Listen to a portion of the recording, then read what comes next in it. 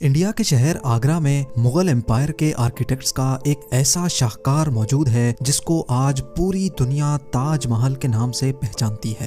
42 ایکڑ پر پھیلا دور سے ہی چمکتا ہوا یہ مقبرہ جہاں اپنے اندر خوبصورتی کے باغیچے سجائے ہوئے ہے، وہیں اس کے اوپر غم اور اداسی کے کئی بادل ابھی تک منڈلا رہے ہیں۔ زیم ٹی وی کی ویڈیوز میں ایک بار پھر سے خوش آمدید۔ ناظرین، لگ بھگ 400 سال پہلے بنائی جانے والی یہ خوبصورت بلڈنگ جہاں اپنے دور کی سب سے بڑی اور سب سے شاندار بلڈنگ ہوا کرتی تھی، وہیں آج اس کو دنیا کا 7واں عجوبہ بھی مانا جاتا ہے۔ اس عالیشان اسٹرکچر کو بنانے میں 20,000 مزدوروں نے دن رات خون پسینہ بہایا، اور وہ بھی 1 یا 2 سالوں تک نہیں بلکہ پورے 22 سالوں تک۔ اگر آج کے دور میں اس کی قیمت کا اندازہ لگایا جائے تو سنگ مرمر کا یہ انمول مقبرہ حیرت انگیز طور پہ $1 بلین یعنی 7,500 کروڑ روپیوں سے بھی زیادہ مہنگا ہے، کیونکہ اس بلڈنگ میں مغل آرکیٹیکٹس نے اپنے ہنر کی کئی ایسی نشانیاں چھوڑی تھیں جن کی دنیا کے ٹاپ انجینئرز بھی آج تک تعریف کرتے ہیں۔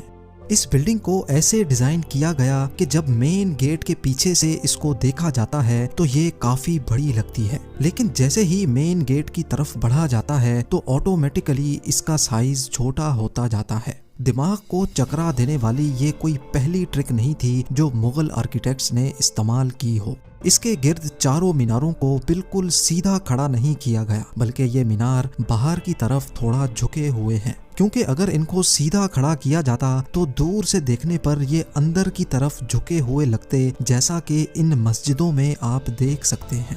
ان میناروں کو باہر کی طرف جھکانے کا ایک اور ریزن بھی تھا، اور وہ یہ تھا کہ خطرناک ارتھ کوئک کی صورت میں اگر یہ مینار گریں بھی تو یہ باہر کی طرف گر کر تاج محل پر ایک آنچ بھی نہ آنے دے۔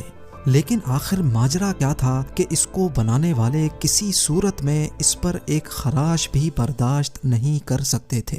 تاج محل کے وہ کون سے راز تھے جن کو 400 سال پہلے چھپانے کی کوشش کی گئی تھی، اور جب اس دور میں کنکریٹ یا اسٹیل ہی نہیں ہوا کرتا تھا تو آخر اس عالیشان مقبرے اور اس پر موجود 40 میٹر اونچے ڈوم کو کیسے بنایا گیا؟ یہ سب اور اس سے بھی زیادہ آپ جان سکیں گے آج کی اس اسپیشل ویڈیو میں۔ ناظرین، یہ معاملہ اسٹارٹ ہوا تھا سن 1607 میں، جب انڈیا اور پاکستان کے اس خطے میں مغل امپائر کا ہولڈ ہوا کرتا تھا۔ اس دن مغل شہنشاہ کا سب سے چھوٹا بیٹا شہاب الدین محمد خرم 15 سال کا ہو چکا تھا، اور اسی کی سیلیبریشن کے لیے آگرہ فورٹ میں ایک عالی شان پارٹی رکھی گئی تھی۔ خرم مغل شہنشاہ کو سب سے زیادہ عزیز تھا، اسی وجہ سے اس کے ہر جنم دن پر اس کو ہیرے جواہرات اور سونے سے تولا جاتا تھا، یعنی جتنا وزن شہزادے خرم کا ہوتا تھا اتنا ہی خزانہ اس کے نام کر دیا جاتا تھا۔ لیکن اس جنم دن پر کچھ اور بھی خاص ہونے والا تھا۔ مغل شہنشاہ نے شہزادے خرم کی شادی اپنے ایک وکیل کی بیٹی کے ساتھ کر دی جس کو ممتاز محل کے نام سے جانا جاتا ہے۔ ممتاز اور خرم کو پہلے دن ہی ایک دوسرے سے بے انتہا محبت ہو چکی تھی، اور اس وقت یہ کسی کو بھی معلوم نہیں تھا کہ اس محبت کا بول بالا ہمیشہ کے لیے رہنے والا ہے۔ اگلے 10 سالوں تک شہزادے نے کئی جنگیں لڑیں اور ان میں بھرپور کامیابی بھی حاصل کی۔ اسی وجہ سے شہنشاہ نے خوش ہو کر ان کو شاہ جہاں کے لقب سے نوازا، جس کا مطلب ہے دنیا کا بادشاہ۔ شاہ جہاں کی ٹوٹل 6 بیویاں تھیں جو آگرہ فورٹ کے حرم میں ہی رہتی تھی۔ ان 6 میں سے شاہ جہاں سب سے زیادہ محبت ممتاز سے کرتے تھے، اور یہی وجہ تھی کہ ان کا زیادہ تر وقت ممتاز محل کے ساتھ ہی گزرتا تھا۔ وقت تیزی سے گزرتا جا رہا تھا، اور 4 سالوں کے بعد یعنی 1621 میں مغل شہنشاہ اچانک چل بسے۔ شاہ جہاں جو پہلے ہی مغل امپائر میں خاصا فیمس ہو چکا تھا اور جو شہنشاہ کا چہیتا بیٹا بھی تھا، 1628 میں یعنی باپ کی موت کے 7 سالوں بعد اس نے شہنشاہ کی گدی سنبھال لی۔ پوری مغلیہ سلطنت اپنے نئے شہنشاہ سے بے حد خوش نظر آتی تھی۔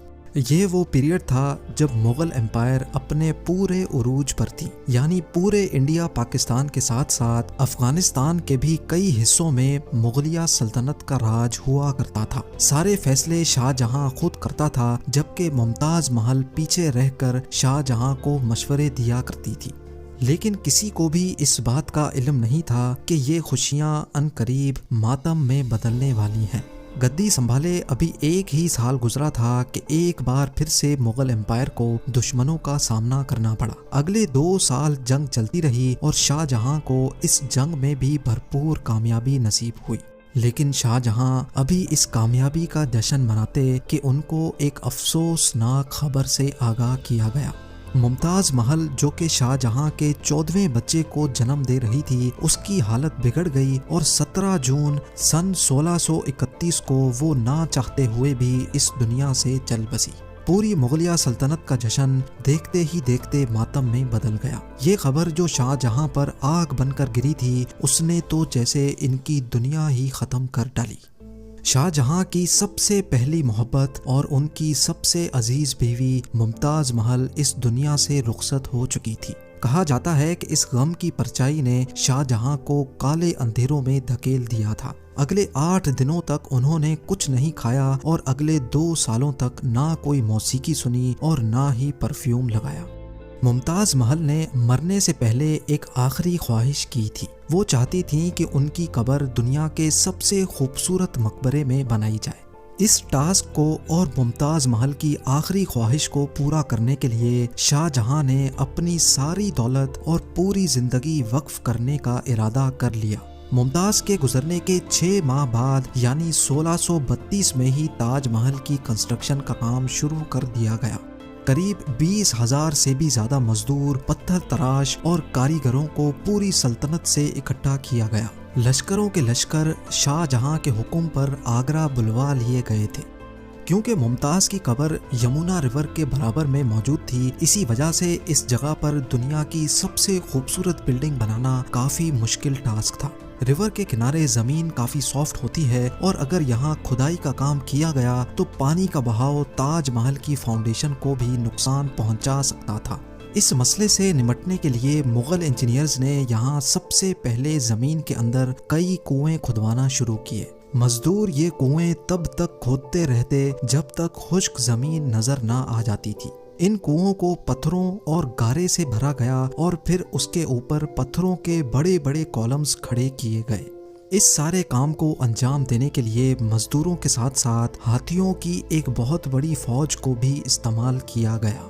مغل انجینئرز کی یہ ٹرک کام کر چکی تھی اور اب ایک ایسی مضبوط فاؤنڈیشن تیار تھی جو نرم زمین پر بھی فولاد بن کر کھڑی تھی۔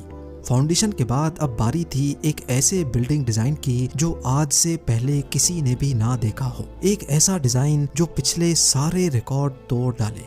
تاج محل کے ڈیزائن کا آئیڈیا شاہ جہاں نے اپنے باپ دادا کے مقبروں سے لیا تھا۔ باپ کے مقبرے سے میناروں کا آئیڈیا لیا گیا، دادا کے مقبرے سے بلڈنگ کور کا آئیڈیا لیا اور اپنے انکل کے مقبرے سے ڈوم کا آئیڈیا لیا تھا، اور جب ان سب کو کمبائن کیا گیا تو ایک شاندار اور عالی شان ڈیزائن ابھر کر سامنے آیا۔ بلڈنگ کے اسٹرکچر کو بنانے کے لیے لاکھوں نہیں کروڑوں اینٹیں موقع پر ہی بیک کی گئیں۔ یہ سب اتنا آسان نہیں تھا اور اس میں لا تعداد پیسے بھی بہائے جا رہے تھے۔ ہر گزرتے دن شاہی خزانہ تیزی سے خالی ہوتا جا رہا تھا، لیکن شاہ جہاں کو کسی چیز کی پرواہ نہیں تھی، بس ان کو یہ کام ہر قیمت پر کمپلیٹ کرنا تھا۔ کہا جاتا ہے کہ تاج محل کی کنسٹرکشن میں اتنے زیادہ لوگ لگائے گئے تھے کہ ان کی وجہ سے آس پاس کے علاقوں میں کھانا پینا ختم ہو گیا تھا۔ 20,000 مزدوروں اور کاریگروں کی ڈیمانڈ پوری کرنے کے لیے شاہ جہاں نے آس پاس کے تمام علاقوں سے اناج آگرہ منگا لیا تھا۔ کئی سالوں کی محنت کے بعد بلڈنگ کا اسٹرکچر کمپلیٹ ہو چکا تھا اور اب باری تھی اس کو سنگ مرمر سے سجانے کی۔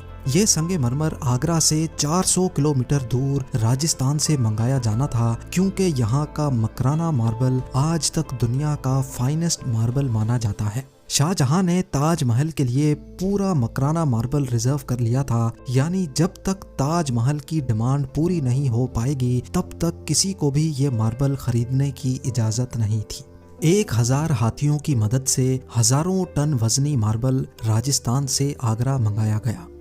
تاج محل کا یہ خوبصورت ڈوم اتنا بڑا ہے کہ اس کا اندازہ صرف آنکھوں سے دیکھ کر ہی لگایا جا سکتا ہے۔ آج کل اس طرح کے ڈوم بڑی آسانی سے اسٹیل اسٹرکچر پر بنائے جا سکتے ہیں، لیکن 400 سال پہلے 40 میٹر اونچے ڈوم کو بنانے میں ان کے پاس صرف پتھروں کا ہی سہارا تھا۔ اس ڈوم کو بنانے میں مغل انجینئرز نے جو اسٹریس کیلکولیشن کی تھی اس کی آج کے انجینئرز بھی بہت تعریف کرتے ہیں۔ تاج محل کی فنیشنگ کے لیے اس کو پیٹرا ڈورا یا پرچن کاری سے ڈیکوریٹ کیا جانا تھا۔ پیٹرا ڈورا ایک ایسی کلاکاری کو کہا جاتا ہے جس میں قیمتی پتھر کو ماربل کے اندر تراش کر لگایا جاتا ہے۔ ماربل کو بڑی مہارت اور باریکی سے قیمتی پتھر کی شیپ کے حساب سے تراشا جاتا ہے اور پھر اس میں پتھر کو گلو کے ذریعے چپکایا جاتا ہے۔ تاج محل پر استعمال ہونے والی گلو کوئی عام گلو نہیں تھی۔ کافی ریسرچ اور لیبارٹری ٹیسٹ کے بعد معلوم پڑا کہ یہ گلو شیرہ، لیمن جوس اور سنگ مرمر پاؤڈر کو ملا کر بنائی جاتی تھی۔ وہی سیم گلو آج بھی تاج محل کی رینوویشن کے لیے استعمال کی جاتی ہے۔ تاج محل کی خاص باتوں میں ایک بات یہ بھی ہے کہ یہ دن میں 4 مرتبہ اپنے رنگ بدلتا ہے۔ سورج نکلنے سے پہلے یہ بالکل بلیک شیڈ دیتا ہے، سورج نکلنے کے بعد یہ لائٹ یلو اور پنک شیڈ دیتا ہے، جبکہ دوپہر کے وقت تاج محل کی خوبصورتی کا نیا رخ دیکھنے کو ملتا ہے، نیلے آسمان پر جیسے موتی چمک رہا ہو، اور سن سیٹ کے وقت یہ پوری بلڈنگ گولڈن کلر کی دکھائی دیتی ہے۔